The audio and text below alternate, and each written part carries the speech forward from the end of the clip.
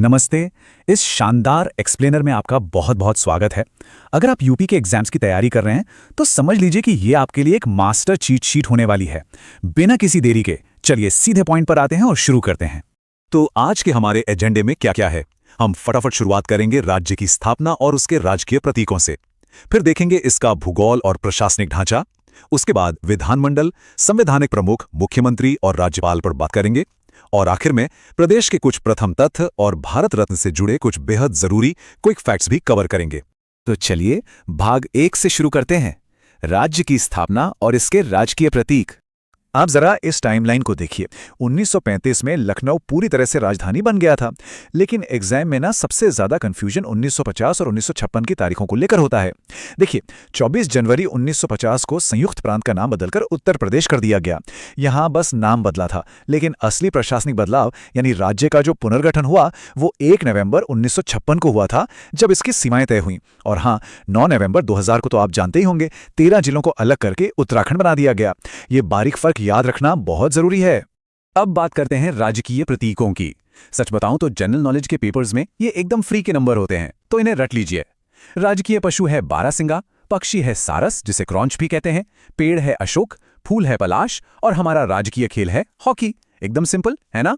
लेकिन क्या आपने कभी यूपी के ऑफिशियल लोगो यानी राजकीय चिन्ह को ध्यान से देखा है? उसमें जो मछलियां और तीर धनुष बने हैं, आखिर उनका मतलब क्या है? सोचिए जरा। इसका जवाब हमारी गहरी सांस्कृतिक विरासत में छिपा है।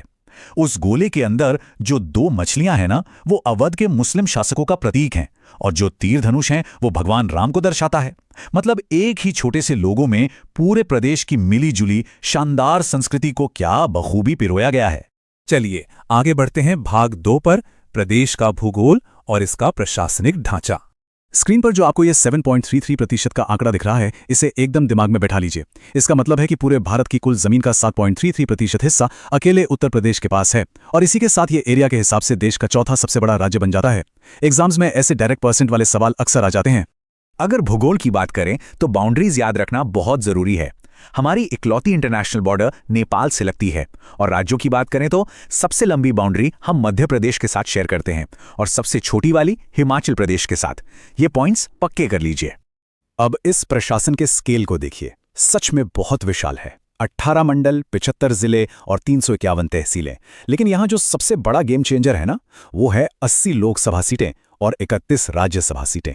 ये 80 लोकसभा सीटें ही हैं जो इस राज्य को केंद्र सरकार बनाने में सबसे ज्यादा पावरफुल और खास बनाती हैं।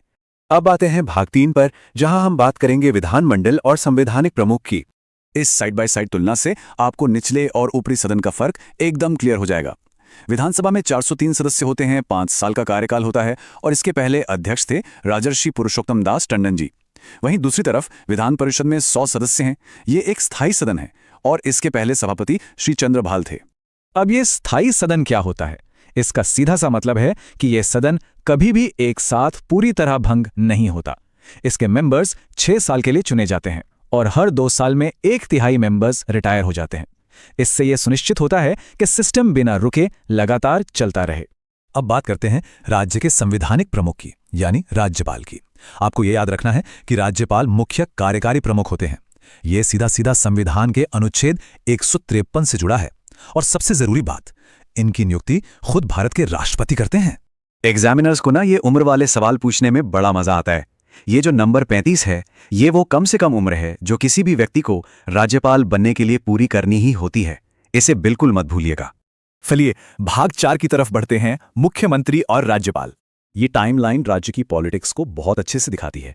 शुरुआत होती है 1980 से 82 के बीच वीपी सिंह के दौर से, जो बाद में देश के प्रधानमंत्री भी बने। फिर आता है गठबंधन का वो दौर जहां मुलायम सिंह यादव, मायावती, कल्याण सिंह और राजनाथ सिंह जैसे दिग्गज नेता है। उसके बाद 2012 से 2017 तक अखिलेश यादव का युवा नेतृत्व रहा, और 2017 से अब तक योगी आदित्यनाथ के रूप में हमें एक निरंतरता देखने को मिल रही है। राज्यपालों की बात करें तो श्रीमती सरोजिनी नायडू का नाम बहुत ही ज्यादा महत्वपूर्ण है। पता है क्यों? क्योंकि वो सिर्फ यूपी की नहीं, बल्कि पूरे आजाद भारत की पहली महिला राज्यपाल थीं। ये सवाल बार बार आता है। इसके अलावा वीवी गिरी जी, जो बाद में राष्ट्रपति बने, दिग्गज नेता मोतीलाल वोरा और हमारी वर्तमान राज्यपाल आनंदीबेन पटेल, ये सभी नाम आपको याद रखने हैं। अब बारी है भाग 5 की, प्रदेश में प्रथम तथ्य। ट्रिविया किसे पसंद नहीं है। ये सेक्शन तो मानो सवालों की खदान है और कई चीजें तो राज्य के बाहर भी रिकॉर्ड बनाती हैं। जैसे लखनऊ का जो डीएनए बैंक है वो पूरे एशिया में अपनी तरह का पहला बैंक था और सुचेता कृपलानी जी पूरे देश की पहली महिला मुख्यमंत्री थीं।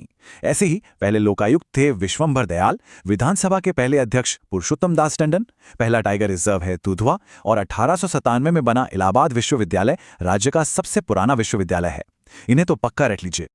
और अब हम अपने आखिरी हिस्से भाग 6 पर आ गए हैं, भारत रत्न और कुछ क्विक फैक्ट्स। ये जो लिस्ट है ना, ये अपने आप में बताने के लिए काफी है कि यूपी ने देश को कितने महान रत्न दिए हैं। 1955 में डॉक्टर भगवान दास और पंडित जवाहरलाल नेहरू से लेकर महान म्यूजिशियन पंडित रविशंकर और उस्ताद बिस्मिल्लाह खां तक, और 2015 में अटल बिहारी वाजपेयी जी को भी ये सम्मान मिला। मतलब राजनीति हो या कला, हर फील्ड के लेजेंड्स का इस मिट्टी से नाता रहा है।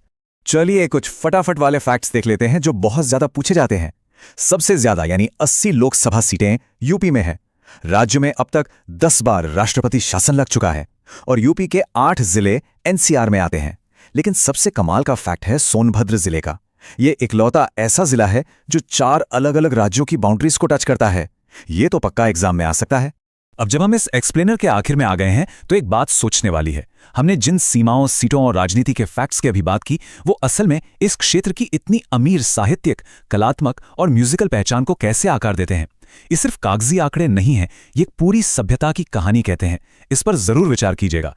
खैर, आज के लिए बस इतना ही। बेहतरीन तरीके से तैयारी करते रहिए और आगे बढ़ते रहिए।